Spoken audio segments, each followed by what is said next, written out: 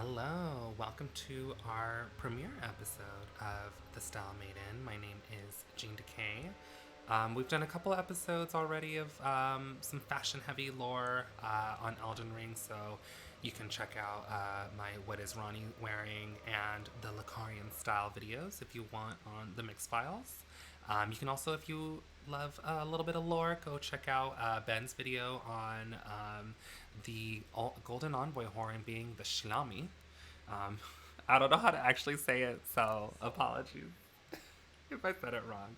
But yeah, go check out our other videos. But today we are premiering with a little bit of a sad story, but an NPC that I absolutely love and I think has a lot of depth in terms of what they are representing, what their story is about, and that is Dolores the Sleeping Arrow. So if you come down deep into this little cavern, you'll find Dolores with a plethora of other people who at first look like they're just dead. So you have this Nox priest, you have this omen killer, you have also a finger maiden, a dude who just loves his jars, a puppet of, or probably a doll of Selen, and then the icon themselves, Dolores the Sleeping Arrow. I think so much of what Dolores' story is about gender, and it's about gender presentation and the nature of manhood as well. Yeah, we'll talk about it. Um, but I think kind of first things first, right? Like, who is Dolores the Sleeping Arrow? So Dolores means in Spanish pain, sorrow. So immediately you get kind of an intro to what their name's about. So that connecting with the Sleeping Arrow, the St. Trina's arrows. St. Trina in cut content actually would lull people who were the merchants who were driven by the flame of frenzy. Um, she would quell them with a song. That's the one that you actually hear in game now. It's cut content, but I like to think that Dolores is a remnant of kind of what originally the Sleeping Arrows were maybe about, which would be about quelling pain. You notice if you have Dolores as a puppet, that they only shoot arrows. So if you in game work with Salvis and give Nefeli a drought to make her a puppet at her lowest point, he will be so ecstatic that Salvis will give you this, or will let you buy this puppet. So one of Salvis's favorite puppets, and it's used to summon, of course, Dolores the Sleeping Arrow. Spirit of a handsome archer who dressed in the style of a man. Called the Silent Hunter by some, she fires St. Trina arrows from her Sherpa. Dolores once belonged to the Round Table Hold, where she was both a critic and a friend of Gideon the All-Knowing. It was because of her that he and Salavis went their separate ways. So, Dolores, what can we get from that? Dolores was hot. The Finger Maidens must have thought very highly of her. Um, and that they were both a friend, of course, of Gideon Ofnir and a critic. So, very similar to Nefeli, right? Nefeli is the adopted daughter of Gideon, yet she's certainly not afraid to let him know that he's doing something wrong. Yeah, so we get the same sense with Dolores. They obviously felt that obviously they're also the reason why Celavis stopped being friends with Sir Gideon Ofnir. So you kind of get, okay, well, we can see why they're a puppet, right? We get part of the reason why they're a puppet. So we have this backstory with Dolores, but we can get a lot more with what they're wearing. And the two items that they're wearing are the aristocrat hat and the page's set. So before we get into a little bit more about the fashion, let's talk about the pages themselves in game. So who are the pages? The pages are a lower class of not I would say class of citizen, but worker within both Lendal and Raya Lucaria. Not Raya Lucaria. Oh yeah, Raya Lucaria as well because there is one, and also Caria Manor. So all over the lands between, they are silent, unseen kind of lackeys. Very distinctly different from the way that Dolores is defined, right? Very much the opposite. And so we have some here in Caria Manor, little moon gazing ground. So we'll fight them a little bit while we're chatting about them. What's really interesting too is that a big point of the pages is that their faces are covered, right? And then it says in the description on the left, the unassuming sack-like appearance befits their unseen and unknown nature or stature. Excuse me. Um, but yet, even though they're unknown, they're kind of just a symbol of like this, like, you know, they're just a page. They're not anything else, especially because their face is covered. Their garb still has to be pristine. They serve the nobles in the lands between. So obviously, you can get a sense of them serving those old zombie dudes that you fight and you do a lot against throughout your times in the lands between. But they're not really supposed to be fighters, right? Like there are fighters, they're protecting you, but like they're not necessarily like going to be supposed to be frontline knights.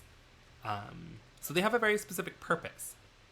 And that's actually a little bit different from pages in real life. So pages in real life, let's actually go to that portion real fast. So pages in real life were generally the first step for noble young men to become knights. Typically, they were from nobility, young. So if you were a page, you were younger than the age of like 14, because around 14, then you'd become a squire. What is very different from pages in game, because pages in game are nobodies, they come from nothing. It's the opposite for most pages in medieval times. Usually they're coming from nobility and they're learning traits. What is similar, they are not really fighters. They use bows, just like the pages, in self-defense, but are generally really there to carry knight stuff. You can actually see in this Caravaggio painting from the 16th century on the very left, the page is holding, his knight's his helm. Obviously, right, he is still a servant to the knight, but he's also his student. You see the image in the middle that's by Albrecht that's called the Standard Bearer. I chose this image just because I thought a lot of the fashion kind of resembled a little bit of the pages, a little bit more knightly. But you notice the sleeves are very similar to what we have in game. We also have that kind of like tight sleeve going from the forearm. A little different. The pages in game have a little bit of a ruff around, and then like to me it looks like a shackle, which would make sense for kind of their nobody status. On the right, it's an old illustration taken from the manuscript of the Miracle of St. Louis manuscript. I can't say if this is the exact one, but this would have been published a lot later, so probably like 1800s. But I believe the inside is based on a 13th century image. So certainly you weren't dressing like this in the 1800s. I also chose it because the harp looks exactly like the harp they have for the harp bow. So I just thought that was fun to add because it looks like a very specific reference. Also, the hats very much resemble the aristocrat hats that a lot of the nobles are wearing, and also Dolores. Something else that's really important to talk about when we're talking about pages in real life is the decorative page. Decorative pages were mostly Black and Asian children who served nobles, mostly noble women, but there are images of them with noble men as well. It was definitely a status symbol. The children were there to serve as kind of monikers of how much wealth or show how much wealth the noble had.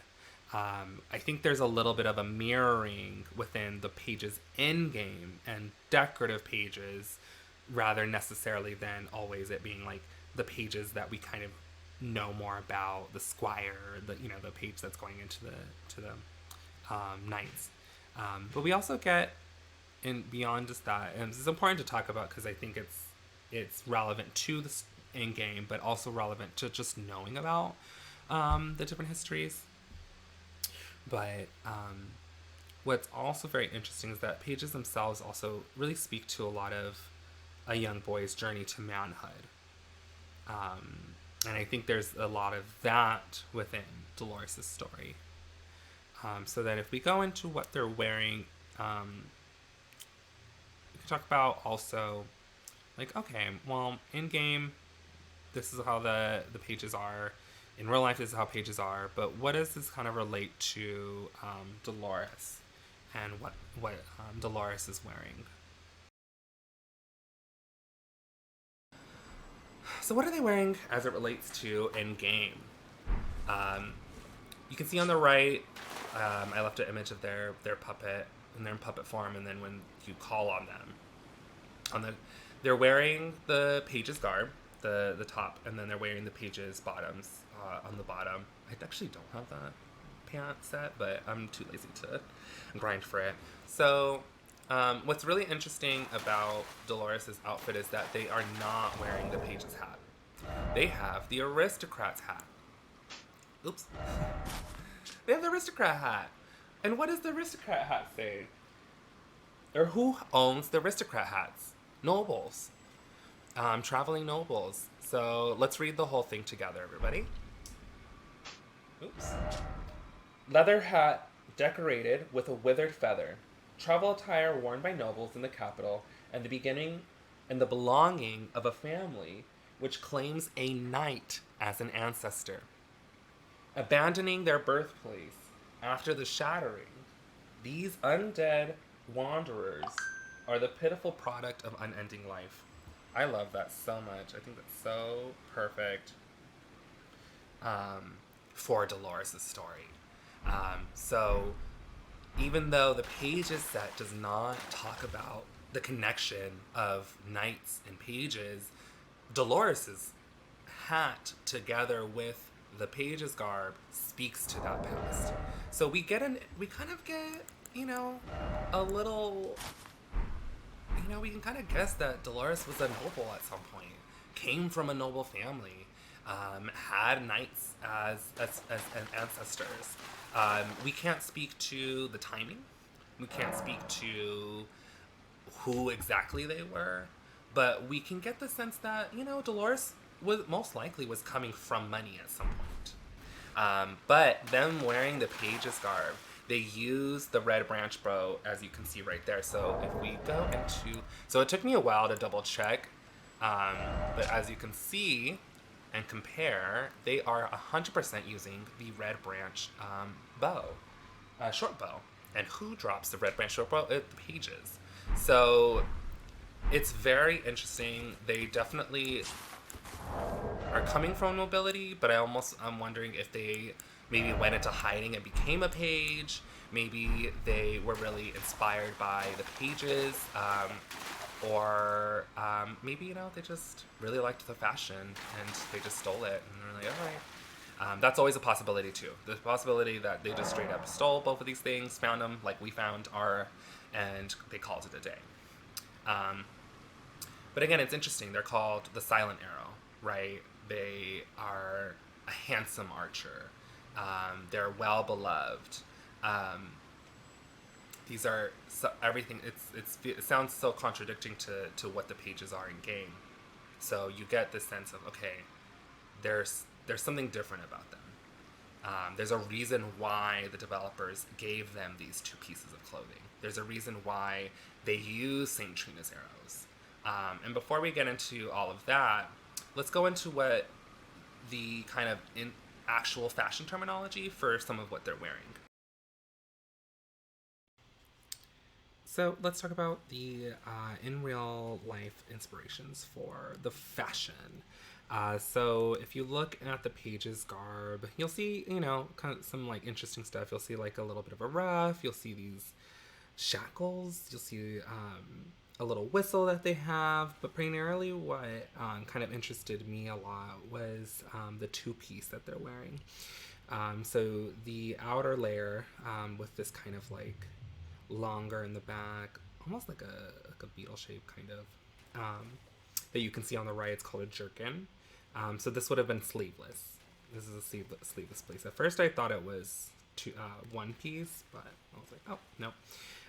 And then on the left, you see we have a doublet. So the doublet would have been worn underneath the jerkin. And it gives you, kind of the sense that you need a little bit of Renaissance, medieval kind of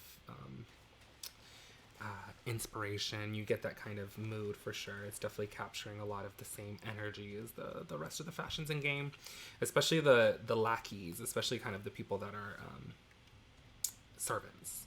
Because again, part of the thing with the pages, even though they're unseen, even though they're coming from less than ideal backgrounds, it seems like they have to stay tidy. They have to look a certain way, presentable for their masters. And then something that we can kind of guess as well is that there's probably a 15th century inspiration in with the doublet because of the paned sleeves. So if you look on the left, you see these kind of opening, these little long lines of fabric that are covering the puffy part of the sleeve. So that would have been inspired from the slashing techniques that we seen a little bit earlier. So you would have had slashed sleeves like throughout the centuries prior. I believe a couple centuries. It might have been just a century. Don't quote me exact timing. But the pane sleeve kind of gives us around 15th century. At first, I had definitely thought these were slashed sleeves, but nope. A little fancy kind of attempt at a pane sleeve. So why does that kind of matter to Dolores, right? Because we have these in real world connections to fashion of kind of like the 15th century. We have them also wearing the aristocrat hat.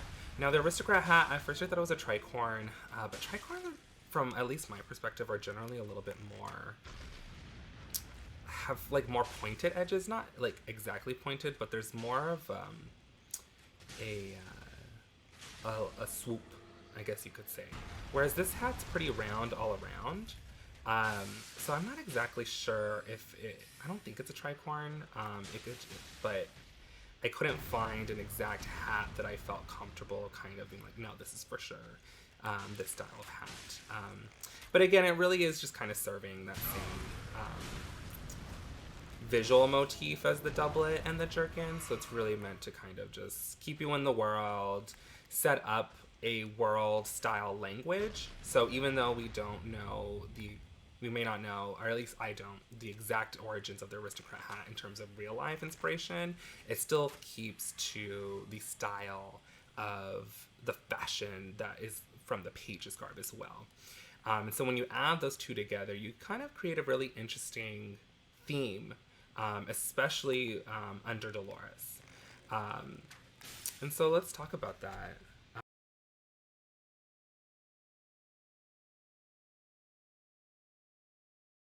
What can we really derive from these inspirations?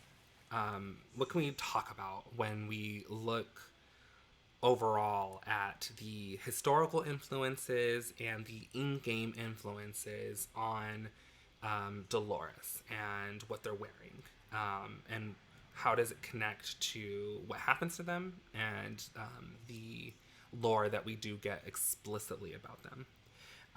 To me, it reminds me a lot of the drag performers of 100 years ago, the trans people of 100 years ago who didn't have necessarily the same language we do now, but really understood how they wanted to live and were often using dress and clothing as a way to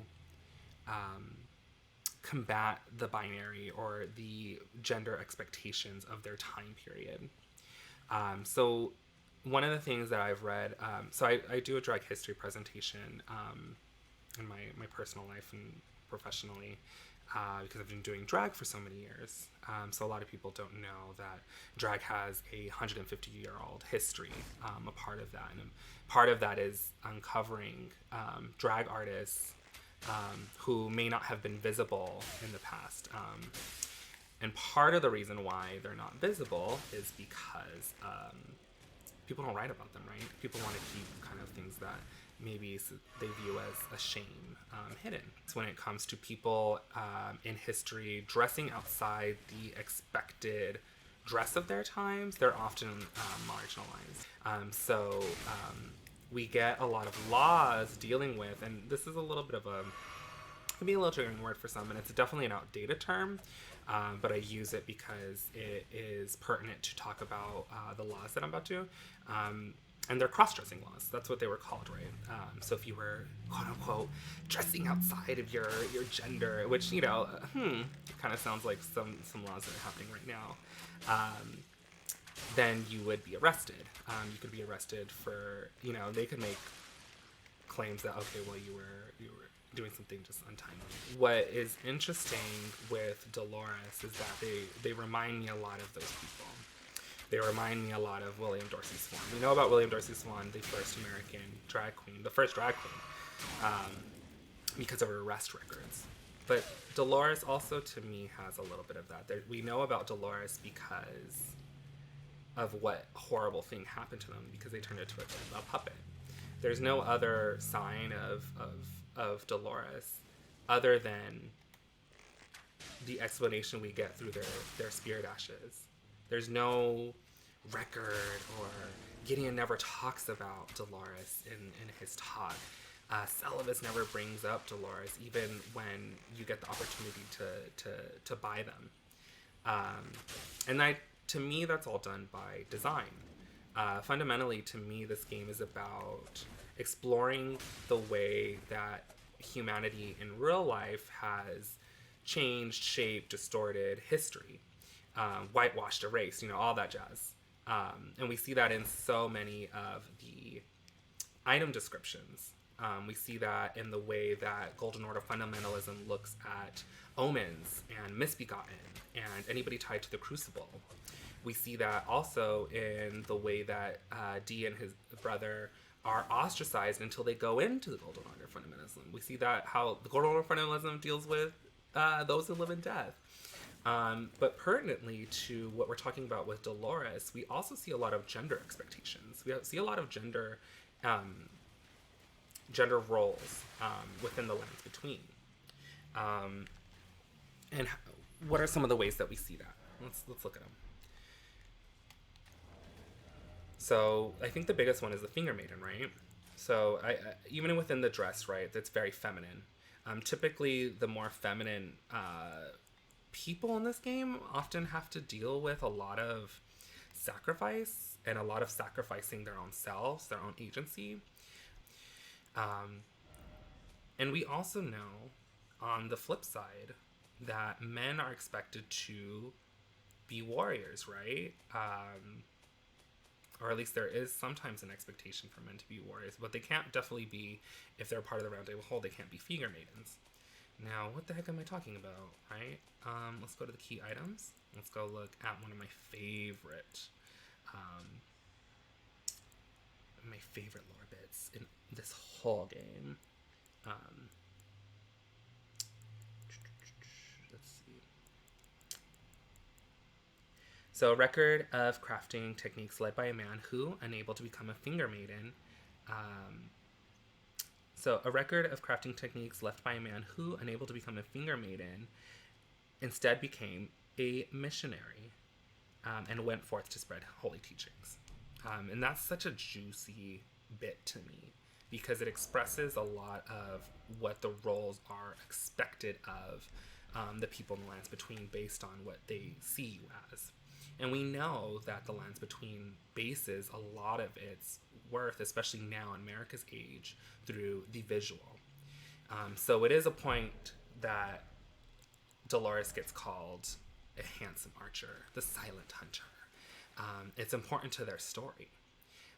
So when you have somebody who is dressed in men's clothing, who is an unabashed critic of one of the top leaders in the Roundtable Hold, who is wearing a hat that is tying them to knighthood and nobility, but then wearing a pages set that in real life is tied to knighthood and burgeoning manhood.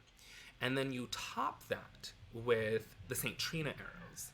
You get a deep dive into looking at gender and gender roles and gender expectations in history. And so to me personally, yeah, I would say Dolores is a trans-coded character. Whether or not you think Dolores is a trans-coded character doesn't, in the end, it makes a lot of sense to me because of my own knowledge of trans history and drag history. Because again, drag history is explicitly tied to trans history if you didn't know. But it's just so much about about their own manhood almost being snuffed out, being taken away from them, their agency to become ultimately probably somebody who maybe would have used he/him pronouns, gets taken away from them by Salivus or Pydia. So even though I don't think so, like, obviously to me Saint Trina I think is so just fundamentally a trans character, Saint Trina Mikola. I mean, you look at that tree and it's just hard for me to not argue that.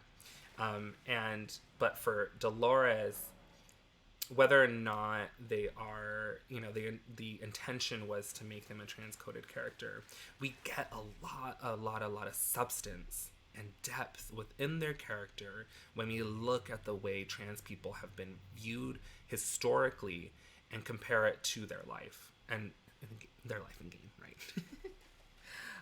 And that's why it's hard for me to just say she, her outright for Dolores. And that's just a personal thing. Like, please don't feel like you have to say they, them for Dolores. And also, again, this goes into conversations about pronouns and trans identity, and often that's a modern kind of sensibility. Like, oh, okay, you have to have your pronouns be different in order to be trans. And it's like, well, that's not. It's an individual journey. And trans is an umbrella term that is attempting to explain a lot of different lives lived. And I think if I could say anything, if you're listening, to take away from this, is to broaden your horizons on what gender is and what gender can be, modernly and historically. There's a lot of stories untold because of people not wanting to come to terms with our very trans kind of history, with our subversive history. And that's kind of bumming, because I think there's a lot of beauty in what a lot of the past kind of can give us about different gender expectations, different genders across cultures. There's a lot more than you know, and there's a lot more than I know. And unfortunately, it's hard to untie ourselves from our modern sensibilities of what gender is. But even in this game, I think that's being explored. And I think there's a lot of really interesting stuff to get out of it. But hopefully this was really interesting to you. Hopefully you take something from this. Hopefully you liked my ramble. We're going to be back. So this is going to be the end of the video. Let's do a little swipe. Whoa, whoa, whoa, whoa. So hopefully you enjoyed the video. We're going to be back with another Style Maiden video in February. Hopefully we're going to be trying to do 2 videos a month. That's the goal I have set up for myself. I got 1 this month, so that's something. But let's talk more about gender in this game. Let's talk more about the fashion, because the fashion leads to so much to uncover. This game is full of little secrets and little tidbits that we can use to not only learn more about the lore of the game, but to learn more about our world history. And to me, that's one of the greatest experiences of lore hunting and uncovering stuff about this game. You know, sometimes you might find something that doesn't fit to what the developers intended, but you can find out about something that gives you a little bit more depth into our own history and what we can uncover. Because, you know, again, we should really try to take as much as we can. And, you know, we've got to take as much care as we do for the lore as we do for our own history, because that's what this game is kind of, to me, talking about. All right, y'all. Until next time. Bye.